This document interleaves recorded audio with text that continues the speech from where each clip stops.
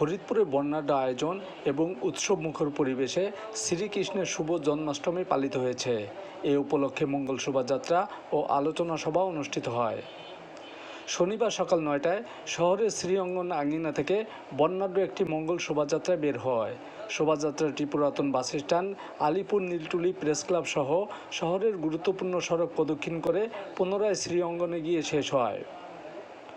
মঙ্গল শোভাযাত্রায় বাংলাদেশ জাতীয়তাবাদী মহিলা দলের কেন্দ্রীয় কমিটির যুগ্ম সম্পাদক চৌধুরী নায়েব ইউসুফ, ফরিদপুর জেলা বিএনপির আহ্বায়ক সৈয়দ মোদারেস আলী ঈসা, সদস্য সচিব একেএম কিবরিয়া স্বপন, যুবদলের কেন্দ্রীয় কমিটির সাবেক সহসভাপতি মাহবুবুল হাসান ভূঁইয়া পিঙ্কু, অতিরিক্ত জেলা প্রশাসক রামানন্দ পাল সহ সনাতন ধর্মাবলম্বীরা উপস্থিত ছিলেন। মঙ্গল শোভাযাত্রা শুরুর আগে শ্রীকৃষ্ণের শুভ জন্মাষ্টমী উপলক্ষে এক সংক্ষিপ্ত আলোচনা সভা অনুষ্ঠিত হয়।